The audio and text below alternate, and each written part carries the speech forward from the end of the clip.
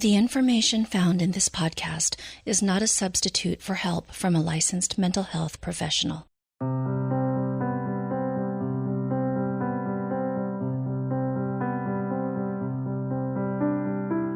Hi, and welcome to the Women in Depth podcast. I'm your host, Dr. Lourdes Viado. Join me as we explore the inner lives of women, their struggles, fears, hopes, and dreams. We'll go beneath the surface and take a deeper look at what is hidden, unknown, uncertain, and uncomfortable.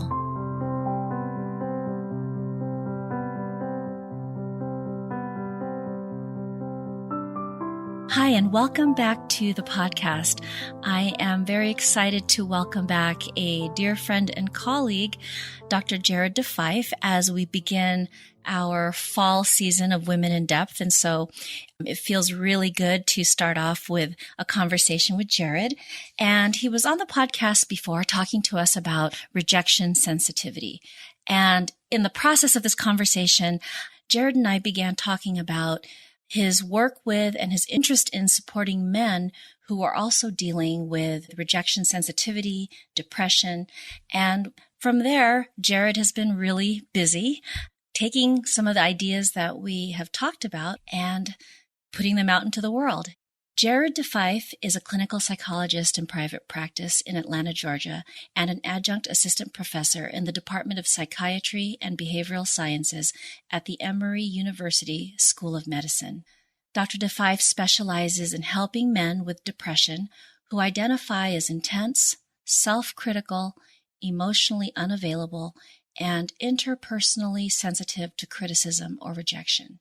Dr. DeFife has published widely in professional journals and been a frequent media commentator on mental health and interpersonal relationships for numerous television, podcast, and print outlets, including BBC World News, Psychotherapy Networker, Yahoo, Health, Self, Bustle, Women's Health and Men's Health magazines, and the Huffington Post. He's a regular blog contributor to Psychology Today.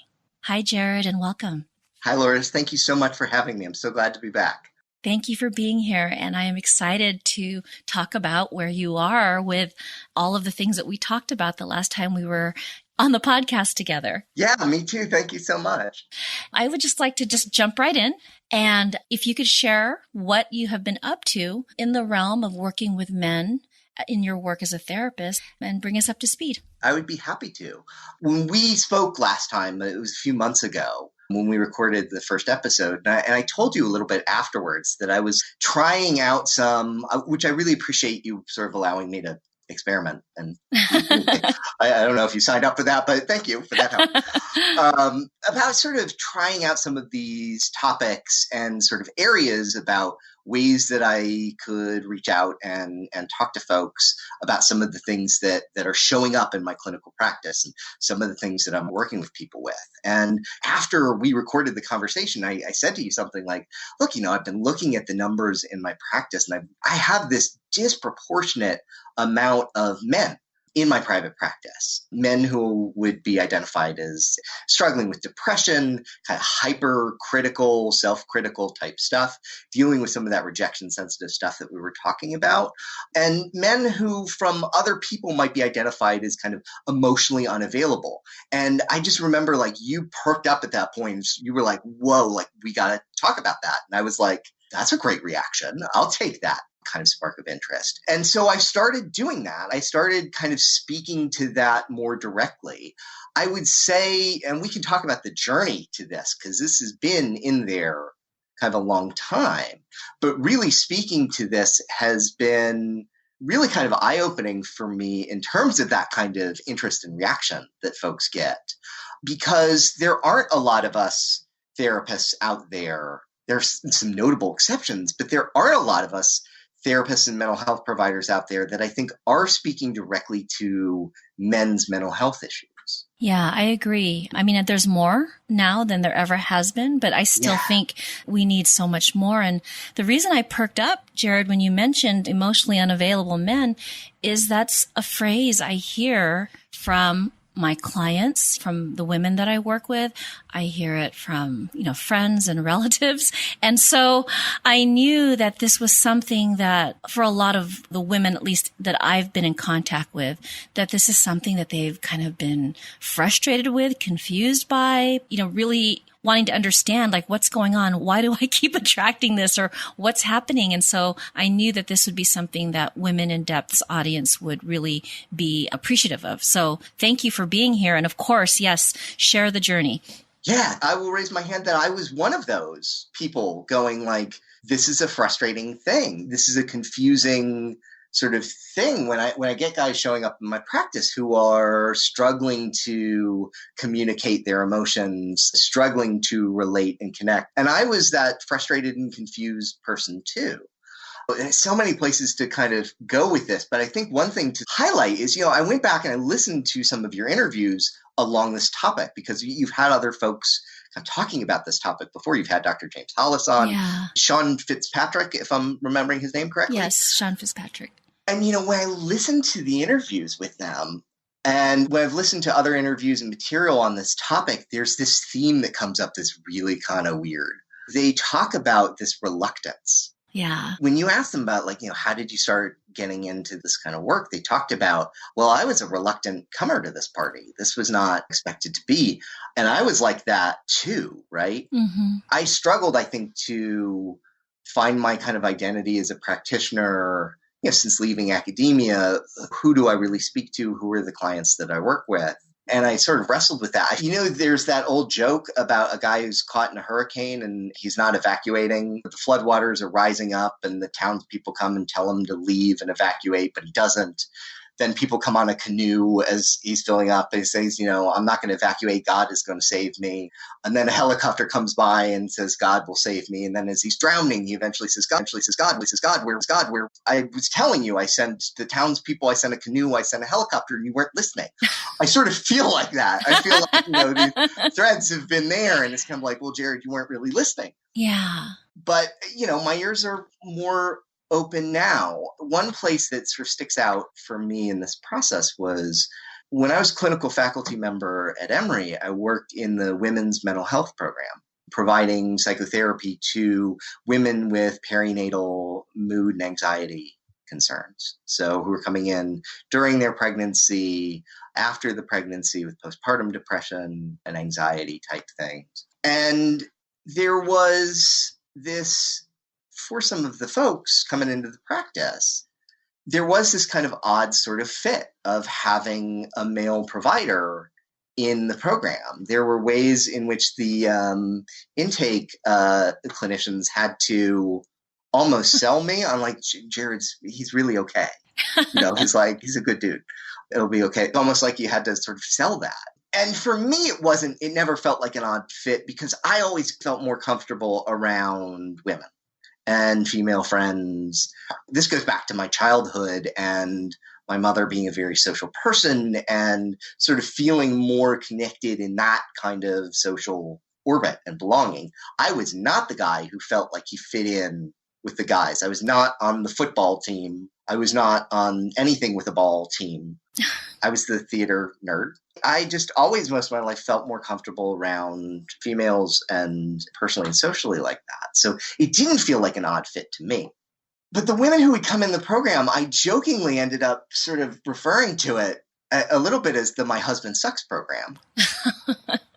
Because it was such a theme in the therapy. And the research sort of highlights that one of the biggest risk factors for a partner developing postpartum depression, postpartum anxiety, or perinatal mood and anxiety disorders is a lack of partner support and a lack of positive social support. That during the process of pregnancy, birth, raising a new child, you need your social support and social structures in a lot of ways. It's really fascinating. Yeah, and a lot of the women were in there feeling like their partners, male partners, predominantly husbands, were not present, available, supportive, understanding, engaged, good partners, and that they would often struggle with feeling kind of a lot on their own. So that was probably one of the big sort of wake up messages sent to me. But I've still struggled around with this. And being a kind of data driven person, I kind of went back and I looked over the numbers in my practice and sort of looked over like who's showing up, what are the reasons they say that they're showing up, what's going on. And I found this odd statistic showing up in my practice. Despite not speaking to this population in general, my website didn't say it, I wasn't recruiting this. My practice made up of 70 to 80% males. Wow. Consistently for years. This was just a recurrent theme. Again, like I said, it's Harry Potter saying that the wand chooses the wizard. Again, here's this sort of message to sort of speak up and pay attention to. And so and in ways I sort of struggled with that because again, I was struggling with these guys are coming in, they're struggling and they're clearly here for reasons. And obviously we'll talk about that. But I'm like, how do I sort of connect with them? How do I reach them? And I think I've had to do a lot of work of trying to change my approach as a therapist, trying to change the way I work that would be more evocative, that would allow to meet this type of client where they're at with the things that they're struggling with. Obviously, some of the big problems that they're coming in with is their partners are saying, we're having a hard time connecting with this person. We're having a hard time reaching them. I don't feel like they're there. I'm no different as a therapist. I would feel that too. I would have a hard time sort of reaching them or connecting with them. And so I had to kind of learn a new way to do it. So when these men would come in, just to kind of get a sense of what you noticed with the demographics, like, what was the average age? What were the issues that they were coming in with specifically? I guess what is like the template for the type of clients that you were attracting? Yeah, great question. The data show this. These are men who are probably late 20s to mid 50s or so. What we kind of that middle age chunk of life that I'm right in the midst of, feeling that midlife crisis type stuff. So they're right in this sort of middle age kind of target. And they say, interestingly enough, over and over, as you look in the responses, what brings you into therapy, what lets you see counseling at this time, there's this interesting way in which they talk about depression, not anxiety. Okay. They don't use the words anxiety much. Some sort of do. Even if what you sort of look at clinically, the picture is anxiety, that's not the word that comes up. The word is depression. They feel depressed. They feel disconnected. They have an intense inner critic. One client's wife said to me, like, yeah, he has a metric F ton of inner critic. Kind of like Ivan Drago in Rocky IV, or, the harsh Russian diving judge. These guys are coming in with a brutal inner critic. They may not be showing it quite externally, because men may not be showing that kind of depression in a similar kind of way. There may be some differences in how it shows up. Have what Terry Real calls kind of covert male depression, that there are these masks of it that can be masked as irritability, emotional withdrawal, shutting down, workaholism, maybe alcoholism, troubles with commitment. It may not be showing up as sadness or, I can't get out of bed, those kind of things. That's really fascinating to hear that, because again, when you're thinking depression, you're thinking of, certain criteria. And as you're describing it with these clients, it doesn't look like that. It doesn't.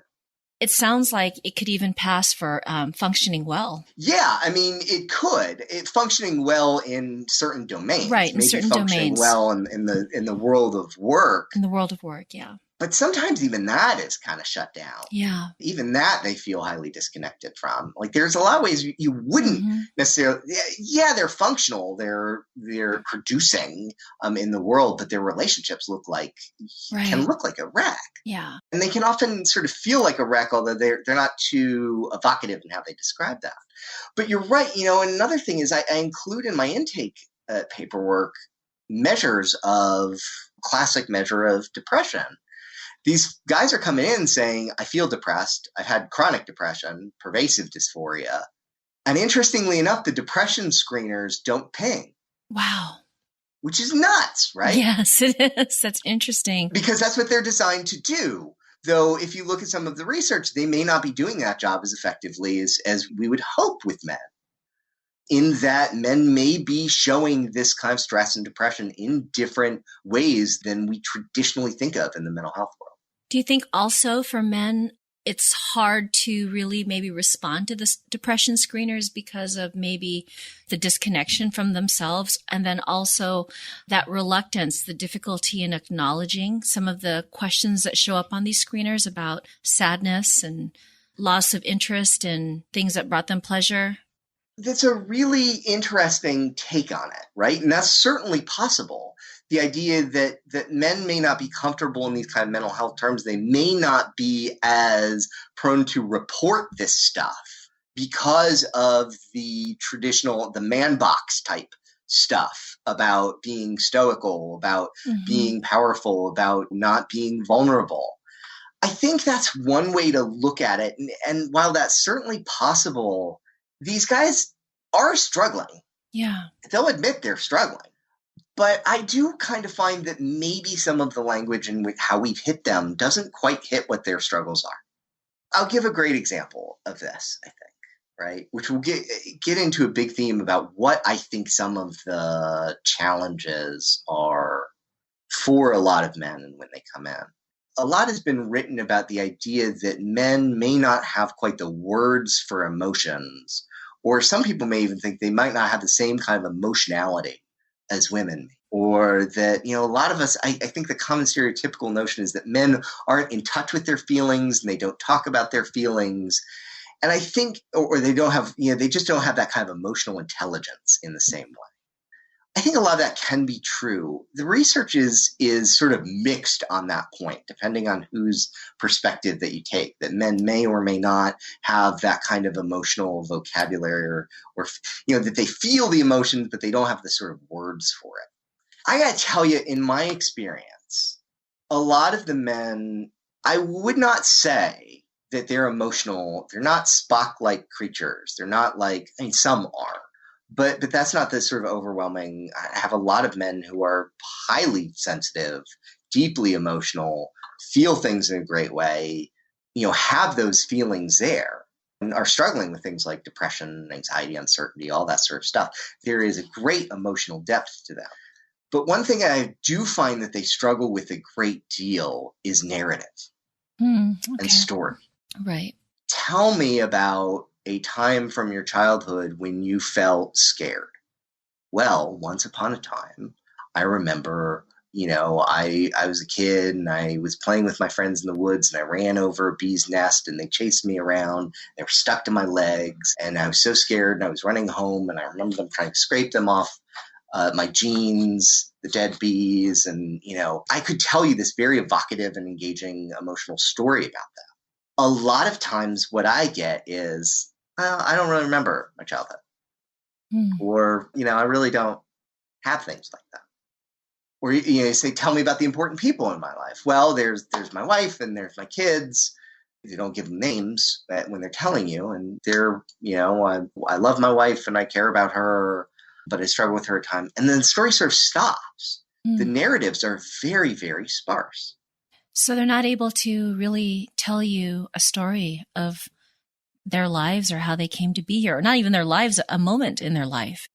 Think about the effect of that on one's identity, on one's ability to be empathic and understand others, and to be able to process the events of one's life into a coherent story framework. Think about, the effects of sort of walking around without really a story. Yeah. We know that has great impacts on mental health. In fact, findings of people who are depressed shows that they really struggle with this kind of autobiographical narrative identity and memory. They struggle with having stories that give them a sense of identity and purpose and coherence and cohesion and connection with other people. We are a storytelling creature. We're a storytelling animal. Think of how much of our time is spent steeped in narrative stories and fiction and Netflix and Avengers Endgame and all of these things. But men, when it comes to their own stories, tend to struggle with this. Jared, I think, first of all, this is fascinating. And I think like with stories, we're able to locate ourselves in a context. You know, you can look and see where you've been and see where you're possibly headed and where you are. And just what happened to the storyteller, where the narrative disappeared. Fantastic question. That really hits at. And also, how do you get that from the individual who doesn't have the story to tell you? Yeah. But so I was working in the psychology department some years ago, and one of the faculty members in there, the friend and colleague, is Robin Fivish. And interestingly enough, she does this kind of research on how people develop narrative autobiographical memories. And what I love about the research that she does is the prototypical context of this is think about how families reminisce and tell stories about what happened during their day with their kids. So you're sitting down to dinner every night. Well, hopefully, I mean, though that is maybe sort of gone away as much in American families, but you're sitting down at home at night and you say to your kids, like, how was your day? Tell us about your day. Tell us what was going on. What were you thinking or feeling? And also the stories that families share amongst themselves about what happened. It's called family reminiscing. It's amazing. It's fascinating. Yeah, family reminiscing is a hugely important thing. It's this thing that universally families do. They share stories about family identities and reminisce with each other. And is this sort of, think about this as a sort of cognitive developmental task about how it grows your brain to think about things. I mean, just this simple thing, like saying like, oh yeah, remember that vacation that we took as a family last year. This is a hugely important part of primarily the maternal bond with kids and helping kids grow and develop. And the reason I say maternal bond is because the research that she's done and found developmentally, looking at families and how they tell stories, bringing them into the laboratory, tracking them over time, they found some really interesting gender differences in family reminiscing styles, right? Essentially, boys and girls develop their narrative abilities to tell a story roughly equally until they're about 4 years old. Wow. And then you start to see the girls really outpace the boys, right? So how does that happen? That's not just some biological thing. How does that get transmitted? Well, first of all, the people who are the storytellers in the family are, and of course there are individual differences in all of this, but predominantly there are, guess who? The mother. The mother is the one holding the family history, telling the stories in the family, and doing that interactively with the kids. Mother does this much more than father does. And mother also elaborates and does the elaboration of those stories. So when you ask my son, like, oh, what did we do this morning? Oh, well, he says, oh, we rode my bicycle. Oh, yeah, that's great. How did you feel about that? Oh, I was really happy. Who else was there? Oh, my gaga was there. My pap was there. That's elaborating the narrative. So their research found that there are differences not only in mother versus father in how elaborative and evocative they are in telling those stories, but there are also some differences in how they do that reminiscing with boys versus girls. And that when parents are reminiscing with girl children, those reminiscences tend to be much more emotionally evocative. They tend to be much more interpersonally relational. They'll talk about the relationships and friends in the people's lives. And it's much more sort of emotionally evocative and much longer and more elaborated. With boys, it can be elaborated, but not as much. It's not as emotionally evocative. It doesn't include key friends, teachers, family relationships, and tends to be more about objects and achievement. And so then you start to see in subtle ways these splits. That's so fascinating to think that, even as a mom, that we may not be aware of how we reminisce differently with sons and daughters. And it's just also interesting to me that the father isn't, in general, again, there are differences, of course, but overall that this really largely falls on the mom. Fascinating. Yeah. And like you said, anytime you talk about gender-based topics, of course, we're talking about these kind of, aggregate differences. And of course, there are individual differences and there are different flavors. But it's interesting that you find these differences on the aggregate. And like you said, these parents in these studies would probably never feel like they were treating their kids differently. They might feel that, mom does this more than dad if you brought attention to it. But they might not necessarily think they were doing it differently with their sons versus their daughters. This is something that's a sort of implicit kind of difference. And think of the subtle effects of that and how that changes over time. So what you find developmentally as you track on is that children who come from family households where there's less reminiscing, there's less elaboration, there's less emotional evocativeness, those kids will grow up and struggle with a sense of narrative identity. They will struggle with a sense of being able to tell full, elaborate, emotional narratives about who they are as people and what the meaning is and purpose in their life. And I got to tell you, that shows up in the clinical room, right? Yeah, I wanted to ask you one thing too, Jared. You may not have the answer to this, but one of the things that stood out for me as you're sharing this is that there's so much importance, based on these studies, it's important to reminisce about experiences. And part of me is, I guess, just thinking that there's so much more emphasis on the experiences and doing things, but not necessarily going back and reminiscing about them. It's almost as if for many of us, maybe it's just we're having this experience and we're doing these things and there's activities and events where we spend time together with family, traveling, but maybe not so going back and revisiting those and telling your children the story of their life, kind of piecing it together. I think that's interesting because it's like so clear, like it's right in front of you. It's so obvious, but I can also see how it's just easily missed. Does that make sense? Yeah, that how this can be sort of systematic and it's so sort of mundane. Yeah. Right? It's a sort of mundane part of our life, but so profound if you think about it. And so profound the effects if you think of this simple thing missing out in men's lives. And think of how much information is transmitted through reminiscing and elaborating these stories of simple things about like how your day went or the family story about where we went on vacation or what Tommy did when we went to the store and they were out of his favorite ice cream and he got really sad and how did he deal with that? Wow. And it's important to revisit those stories and elaborate, and that becomes a part of your identity.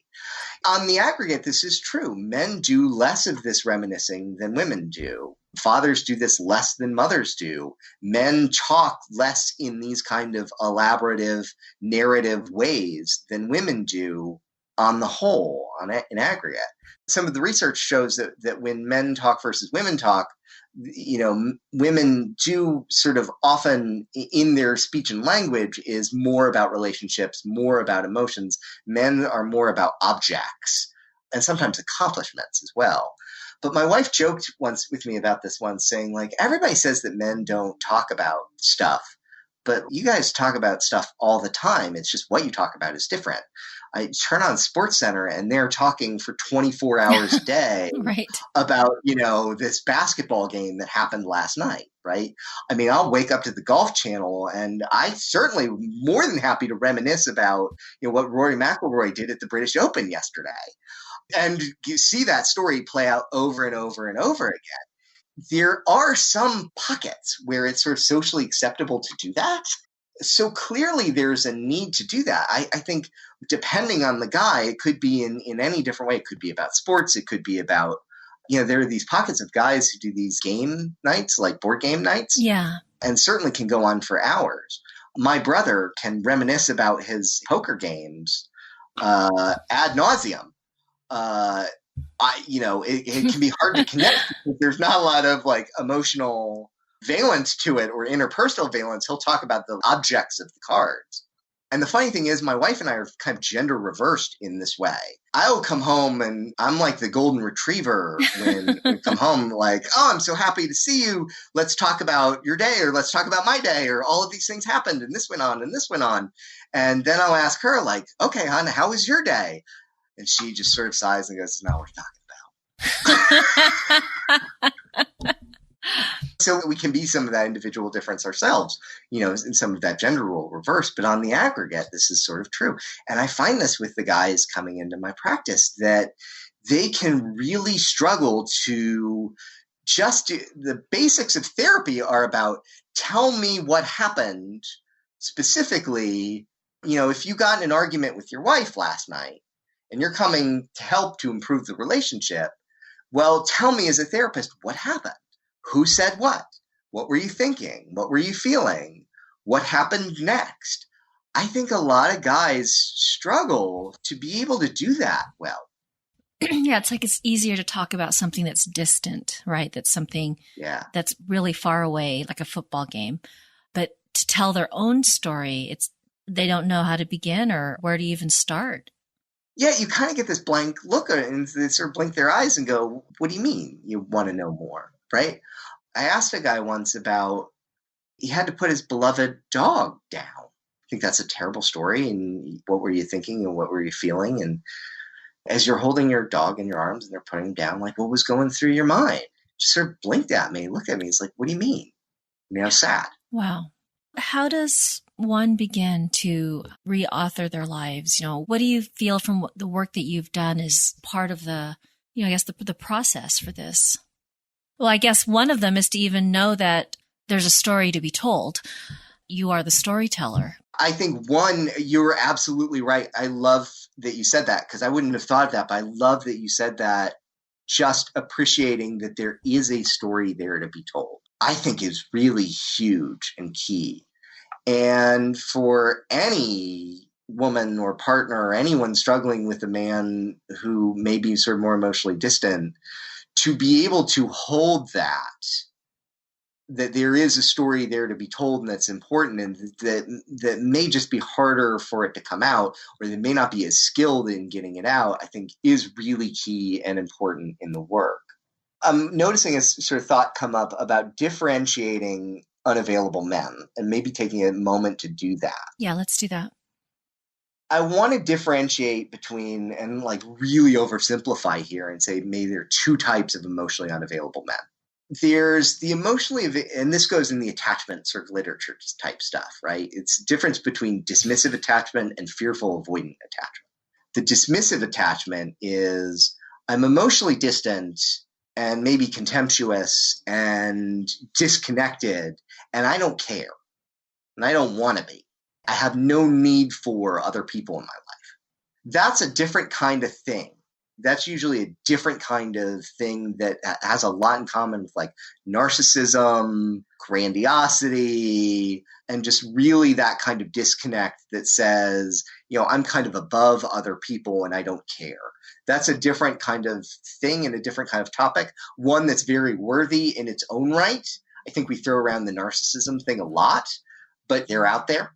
And I think that's something that is definitely worth a discussion in its own right. I'm talking about one number two, which is the guy who's maybe emotionally disconnected, but it does bother him in some way.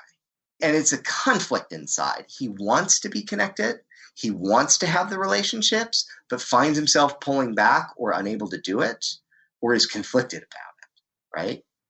I think a lot of people out there can recognize this partner in their life. Maybe they know there's kind of a lot going inside, but it's hard to reach them. They know they're good men and caring men, but they're also maybe stoic. Or they may mask it under a lot of cynicism and sarcasm, or that sense that you get that they're guarded or that the walls are up, right? Right. I'm talking more about this kind, that they're in there. It's just, how do you get in? How do you find it? And so they may come to therapy, speaking of reluctant folks to the party, these kind of men may be reluctant people to the party, right? They may know that stuff's not going right in their lives. They're not feeling great. They disconnected from their wives. They're disconnected from their children. They may not quite play well with others at work. They know that life doesn't quite look so great, but they're really skeptical that, say, talking to a therapist is going to help them because they've not been taught that talking and sharing one's story has value in it or is appreciated or is necessary or is useful or will help in some way. Yeah, it's completely foreign to them at this point. What's the value and the meaning of my story? Yeah. And, most of us as therapists are sort of trained in models and expectations that generally the people who are coming in are going to sort of emotionally unpack on you. Yeah. And they're going to come in and say, oh, doctor, I am suffering and I'm depressed and I'm anxious and I have all these thoughts going on in my head. And they're emotionally kind of dysregulated and emotionally spilling this stuff out there. And I think a lot of us as therapists are trained in ways to help soothe and contain and sort of calm that. But this flip side of how do you connect with someone who's very skeptical of connecting with you and skeptical of the whole enterprise? So let me tell you about some of my tools in my toolbox. Yes, tell me. And they're not mine. They're all stolen. I try to give credit where they come from, but they're all borrowed. One, the folks that I've observed who can be really good at this, right? Terry Real, for example. Wendy Bahari is a therapist. She works with people who are identified as narcissistic, and she wrote a book called Disarming the Narcissist. She's a schema-based therapist. Okay. Irv Polster, this goes back, right? Irv Polster is a Gestalt therapist, right? And interestingly, Wendy, schema therapy, relational life therapy, Terry Real, like Gestalt therapy, I have found, I don't know if it's just that I gravitate towards that model, or this is a kind of model that hits this kind of presentation that works really well. But I have found that the things that come from Gestalt stuff and the contemporary kind of versions of that, and a relational life is one of them, schema therapy is probably another one of them. I don't know how sort of specific they are in saying they borrow from it, but they're very direct. And Terry Real calls it joining through the truth or using leverage. And Wendy Bahari talks about leverage. And Irv Polster and the Gestalts, they talk about it as making contact and making good contact. It is being very, very direct. So it is coming in and saying like, okay, you may not feel that you got much wrong going on here, but what brings you here and what brings you in? There's clearly a pain point. That pain point may not be yours. It may be someone else's. It may be your wife is saying, I can't connect with him and he better go to therapy. It may be you got fired from your job. You got feedback that says you're not doing so hot here. Or, the kids are saying, I'm not talking to you anymore. A lot of the guys who come in, the pain point is not necessarily theirs. Sometimes I get guys who the pain point, it's either not theirs or it's gotten so bad that it's kind of like, look, they finally go to a doctor after gangrene is set in and the stump is about to fall off their leg, right? The pain point's gotten so bad. So it's either not theirs or it's coming externally. And that's where you go with. And Terry calls it joining through the truth, right? And saying like, look, what's at stake here if you don't address this? I think a lot of therapists, myself included, may be very uncomfortable coming from that place because it feels so, I don't know, does it feel manipulative? But I think it's true. You usually end up asking the question, if this doesn't change, what happens for you? And really having to go with what's at stake. What happens if you don't address this? And the joining through the truth part of it is giving voice to those potential consequences. Like, look, I understand coming to therapy may not be the place that you want to be.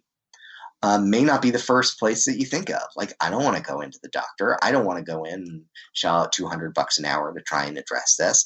But if you don't, here are the things that you are at risk of losing as I see them.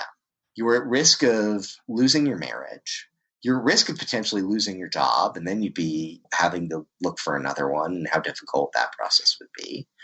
So these are the things that I'm going to be on your side to deal with and remind you that if you don't engage in this process, this is probably what's at stake.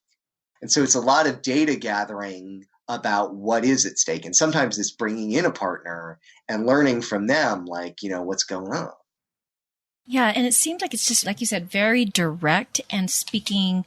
You just like go right to the heart of it is what it sounds like. Yeah. Yeah. And that's what it feels like. And it's not a threat. It's not like, if you don't do the dishes, I'm taking away your Nintendo. It's just sort of speaking the truth and the reality of it, which is like, look, you're here for a reason. And it's not the choice that you would have felt necessarily for yourself, but you're here because the world is sending you signals that something has to change.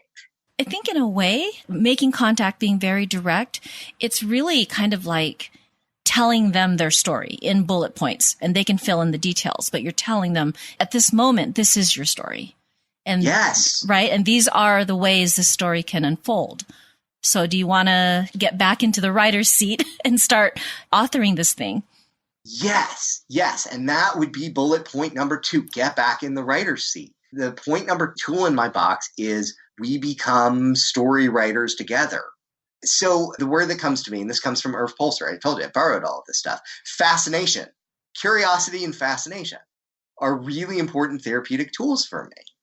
I am going to get deeply invested in the fascinating and interesting and curious parts of your story, especially when you may be sitting across completely incurious about those things.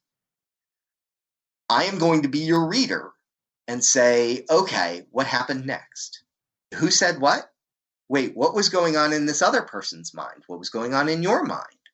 That is fascinating. I'm trying to think of a good recent example that I'm like, someone was completely incurious about it. And I'm like, whoa, slow down. Right. What you just said right there is totally fascinating to me. So wait, you woke up this morning and you felt this swirling inside. Don't start going on about, and then I ate breakfast and then I came here and slow down there. It's swirling inside. Wait, we don't want to wake up swirling inside the moment we wake up and get out of bed. Slow down. What happened? What is that? Give words to that. What I love about this too, about co-authoring or, being the reader is in order to continue their story, they have to give you background and context. They have to tell you about these characters who've been in the story for so long. You can only continue the story with in-depth knowledge about what has come before. And so I really love how this approach just beautifully brings that in. Yeah, details. I have a little next to my couch on the table. There's a mug that looks like a Rorschach card because, I'm a psychologist. There's a phrenology bust because I'm a psychologist. But there's also this little figurine of Sherlock Holmes, straight from actual 221B Baker Street in London. I was in London for psychotherapy training, and I'm a Sherlock nerd, and I had to get something there. And there's this little figurine of Sherlock Holmes, and what I love about that is the way he digs into the details. Sherlock can kind of be an, jerk, a-hole. I mean, he can be kind of a big jerk to Watson. But in some of the ways that he is a jerk to Watson is he's hounding Watson to pay attention to the details. I love and that. Get more specific and detailed. I can kind of be like that with my clients, hopefully in a gentle enough way and a connected way, because I am curious and fascinated and interested in them and want to learn more. But this process of that curiosity and fascination is the authoring of the story that hasn't been done, that doesn't have that coherence, that doesn't have that clarity. So my hope is that is a therapeutic tool that guys come out with a greater sense of more specific and depth in their story and the things that emerge in them. So that's tool number 2. Do you want one last one? Yes, I do. Okay. Ready? Yes. So the last one is moving out of a direct interrogation kind of dialogue one-on-one. This was probably the newest one to me that has been really transformational for me. And again, some of it comes from Gestalt, schema-based. Terry Real does it. There's a guy named Scott Kellogg who's a schema therapist and Gestalt therapist in New York. He wrote this book that just blew my mind and really changed my practice. It's called Transformational Chair Work. And it is about about changing the way you dialogue with folks. Some people do walk and talk therapy, but it's less face to face and more shoulder to shoulder. And the way I do that is I may pull out a chair and ask this person to have a dialogue with their estranged father or the wife that they're harping on or the inner critic in that chair. And I move them back and forth. Speak from that inner critic as if it is an actual person. Well, you're terrible and you don't work hard enough and I will break you and I have been responsible for every bad thing that's happened in your life. And I have them give voice to the inner critic. This gets the theater kid nerd in me really excited. Yeah. Speaking, it sounds totally crazy to speak to empty chairs. And for a long time, I was like, guys were very reluctant to do this. When this was sort of proposed to do that, guys would get like, what are you talking about? I'm not going to do that. Or it wouldn't go anywhere. It would fall flat and I'd get frustrated and give up. And I would come back to it. In the emotion focused therapy, they do this in this sort of gentle, nurturing way. Yeah. It was like, okay, right, you know the voice I'm talking about. Yes. I call Les Greenberg a South African Santa Claus. You can imagine that. It's like Santa Claus with this just lovely, like South African kind of accent. And, it's this gentle, okay, now what with the chair? Yeah, go with that feeling of sadness, right? And so then I would like try and do that because we all sort of imitate that. And it would just fall so flat. And Les, in some of his research books, writes about that problem, that there are people with sort of more chronic depression and also guys, or case studies in one of his books, that these exercises fall flat. Scott Kellogg, he wrote in an article, he said, you don't sit there and have them move the chair, you get up. And that sort of changed everything for me. It was like, oh no, I stand up and move the chair and furniture. I get them to stand up and move into the other chair. Essentially, just that message was, it's not this gentle thing. It's this active thing. Okay, stand up now. Come on over in this chair. And when you come here, I want you to really get into that critical voice and what it sounds like to you. It's not an ask. It's kind of a command. It's a therapeutic command. Yeah. And because of that, because of the situation, the guys will roll with that. And because then it's not a eye-to-eye, face-to-face dialogue with me, it becomes shoulder to shoulder with me. Right. That the two of us are sort of side by side looking together at this Ivan Drago-like inner critic and can take that on together and can direct some of that dialogue. I know it's a really weird thing to picture and talk about. I hope I can give some of the flavor. It's not weird at all. And I can see how literally being active and directive and bringing in the movement, somehow there's something in that catalyzes the process. And that makes a lot of sense. When you think about a lot of things that men do together, they are side by side, whether it's working together, fishing together, watching a sporting event together. So it's more of a familiar space to be at. Yes. And to be observers together. Yeah. And when you do that right and do that well, deep stuff happens. Yeah. It's powerful. Grown men crying in the office. It's a sight.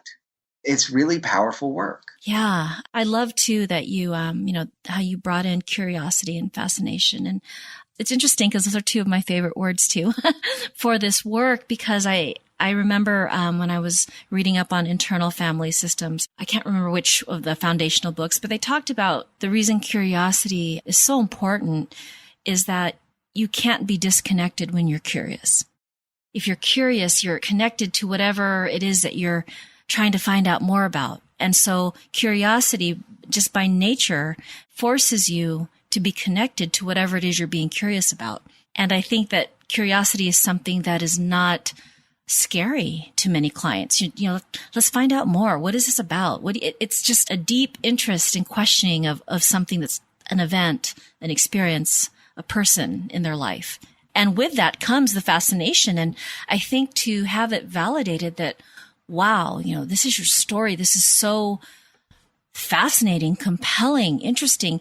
That's powerful for someone who has not looked at their life or this specific situation in that way. And I speak to that too as a client who has been in therapy.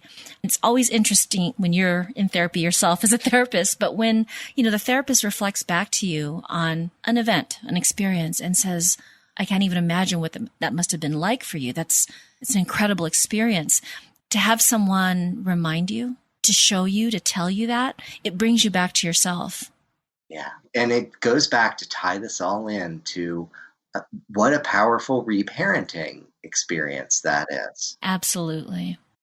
To hold someone's captivation, fascination, curiosity, and interest. Because what is the greatest gift we can give to each other, and what is the greatest gift that we can give to our kids is our presence and curiosity and interest in them. Yeah. Wow, so beautiful. And I love how you pulled this all together. It makes so much sense. And it just reminds me again, that I don't know where I read this, but just talking about how incredibly healing it is to just be truly present to someone. And the greatest gift we give each other is to listen and to engage and to give our attention. And I love that with the work you're doing, Jared, you are helping men to learn how to do this for themselves. To pay attention to their story, that their story matters. And to do this with each other. Absolutely. One of the exciting things I'm doing is men's group therapy. Oh, I love that. Yeah. Getting men to do this together with each other. You said you listened to my episode with James Hollis. Mm-hmm. I remember he had shared with me that there was some kind of workshop or retreat that he mentions in our interview. And at the end of this workshop, what they would always do is they would pair off two men to go and talk to each other about, I'm not sure what it was about, but something related to the retreat. And whenever they asked for feedback about the workshop, men always commented that the mentoring with another man, the dialogue with another man was one of the most helpful and moving for them. So really, with the work you're doing, you're bringing that experience to them. Which is wonderful to feel and hear, and something I was reluctant and ran away from for a long time, I think, until I became a father. Oh, To feel that a father to a son. Yeah. To feel that I could have something to offer another man. I think that was a big hurdle and struggle that I had to overcome. Wow, this is another wonderful conversation with you, Jared, and I'm so excited for you, for the men you're working with. I'm so glad that this is something that you've turned into, I guess, your focus now, and it's really fascinating. There's that word again to me, because just being a part of your journey in a small way, knowing the areas that you focused on before, and then here you are. And I love that it just shows how our stories are continually being authored. Yeah. And thank you so much for your presence with me in this conversation. Oh, you're welcome, Jared. I am honored and grateful. And I am so glad that I was able to have this conversation with you as I get back into the podcast season. This is just the best way to start off. Before we wrap up, can you please share what the best way is for our listeners to learn more about your work? And if you have any recommendations of books or websites, if you could share those, because I know that whether someone is a therapist or just someone listening and this is resonating with them, I know that resources would be really appreciated. Yeah, sure. I have a ton of resources too. So the best way to reach me is through my website, which is jareddefife.com. I'm probably going to put a kind of listserv sign-up thing. I don't currently have one, but I would love to get that and hear from folks. But if you want to contact me, I'm at jareddefife.com. Some books and resources that I think are great that I recommend to folks. One, Terry Real's book, I Don't Want to Talk About It. It's like Overcoming the Legacy of Male Depression. I haven't read Dr. James Hollis's book yet, Under Saturn's Shadow, but after hearing his interview with you, and I was like coming on to have this interview with you, and I was like, well, he did it. I mean, he said it all there. Like, well, what else is there? Where else is there to go? So that's on my list to take a look at. There's one that's spoken to me really recently that I'm getting into by Lewis Howes. It's called The Masks of Masculinity. which is really interesting. He talks about the different masks. There's the stoic mask. There's the athlete mask. There's the sort of financial performer mask. There's the joker, sarcastic mask. He talks about the ways in which men sort of create these walls. And we've been culturally conditioned to create these walls against vulnerability and connection. I thought there's some really powerful stuff there that I think speaks really well to a lot of guys. There's a book for therapists, if therapists are interested. There's a book by Rabinowitz and Cochran called Deepening Psychotherapy with Men. And there's also a companion book about deepening group psychotherapy with men that I thought was great. Wow, these sound really amazing. I am now going to have to add to my reading list as well. And we'll make sure to put all of that information in the show notes too. Yeah. So thanks again, Jared. I am grateful for your presence, for your time, for the insights you shared. And I'm just really excited that you're able to support men in this way, because again, it's so needed. And thank you so much for having me. Take care. Thanks so much for listening to the Women in Depth podcast. I hope it brings you a deeper understanding of yourself and others, and that you found some insights that illuminated and inspired. If you like what you hear, please consider supporting Women in Depth with a one-time or recurring donation. Any amount is appreciated and helps us continue to provide free, quality content for the world. If donating resonates with you, you can find the donation link on today's show notes. You can also follow Women in Depth on Facebook and YouTube, and if you haven't yet, please subscribe on iTunes. Again, thank you so much for listening, and see you next time.